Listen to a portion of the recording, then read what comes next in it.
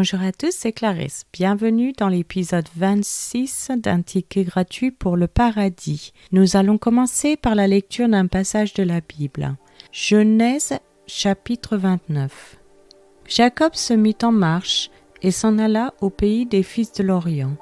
Il regarda, et voici, il y avait un puits dans les champs, et voici, il y avait à côté 3 troupeaux de brebis qui se reposaient, car c'était à ce puits qu'on abreuvait les troupeaux.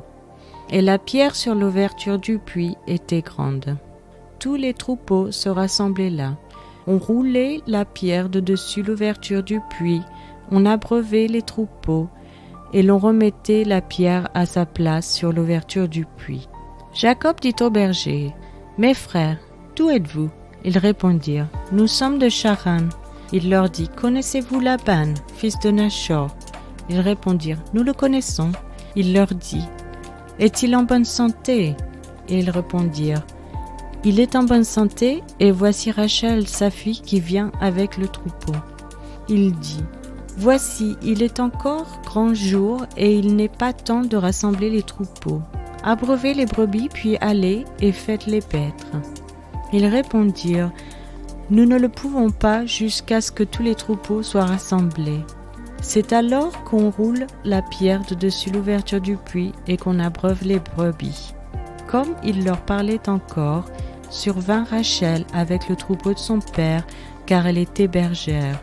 Lorsque Jacob vit Rachel, fille de Laban, frère de sa mère, et le troupeau de Laban, frère de sa mère, il s'approcha, roula la pierre de dessus l'ouverture du puits et abreuva le troupeau de Laban, frère de sa mère. Et Jacob baisa Rachel, il éleva la voix et pleura. Jacob apprit à Rachel qu'il était parent de son père, qu'il était fils de Rebecca, et elle courut l'annoncer à son père. Dès que Laban eut entendu parler de Jacob, fils de sa sœur, il courut au-devant de lui, il l'embrassa et le baisa, et il le fit venir dans sa maison. Jacob raconta à Laban toutes ces choses. Et Laban lui dit, « Certainement, tu es mon os et ma chair. » Jacob demeura 1 mois chez Laban. Puis Laban dit à Jacob, « Parce que tu es mon parent, me serviras-tu pour rien? Dis-moi quel sera ton salaire. » Or Laban avait 2 filles. L'aînée s'appelait Léa et la cadette Rachel. Léa avait les yeux délicats, mais Rachel était belle de taille et belle de figure.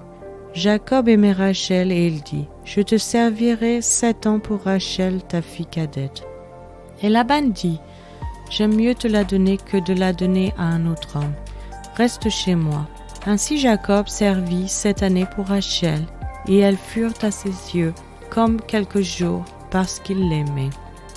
Ensuite Jacob dit à Laban, « Donne-moi ma femme car mon temps est accompli et j'irai vers elle. » Laban réunit tous les gens du lieu et fit un festin.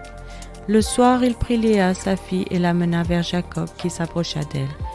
Et Laban donna pour servante à Léa, sa fille, Zilpa sa servante. Le lendemain matin voilà que c'était Léa. Alors Jacob dit à Laban, « Qu'est-ce que tu m'as fait ? N'est-ce pas pour Rachel que j'ai servi chez toi? Pourquoi m'as-tu trompé ?» Laban dit, « Ce n'est point la coutume dans ce lieu de donner la cadette avant l'aînée. Achève la semaine avec celle-ci, et nous te donnerons aussi l'autre, pour le service que tu feras encore chez moi pendant 7 nouvelles années. » Jacob fit ainsi, et il acheva la semaine avec Léa, puis Laban lui donna pour femme Rachel sa fille. Et Laban donna pour servante à Rachel sa fille Bila sa servante. Jacob alla aussi vers Rachel, qu'il aimait plus que Léa. Et il servit encore chez Laban pendant 7 nouvelles années. L'Éternel vit que Léa n'était pas aimée, et il la rendit féconde, tandis que Rachel était stérile.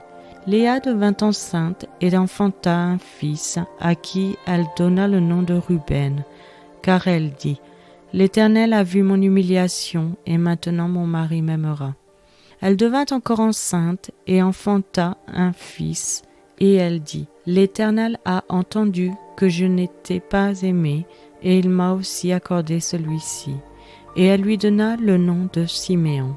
Elle devint encore enceinte et enfanta un fils, et elle dit, « Pour cette fois mon mari s'attachera à moi, car je lui ai enfanté 3 fils. » C'est pourquoi on lui donna le nom de Lévi. Elle devint encore enceinte et enfanta un fils, et elle dit, « Cette fois je louerai l'Éternel. » C'est pourquoi elle lui donna le nom de Juda, et elle cessa d'enfanter. C'est maintenant la fin de cet épisode. Je vous remercie à tous d'avoir écouté. Si vous souhaitez avoir accès à l'étude sur ce passage, je vous invite à vous abonner sur Patreon ou Spotify que vous trouverez dans la description. Je vous donne rendez-vous dans les prochains épisodes qui sont diffusés chaque mercredi et dimanche matin, 7h, heure française. Je vous souhaite une excellente journée. C'était Clarisse dans un ticket gratuit pour le paradis.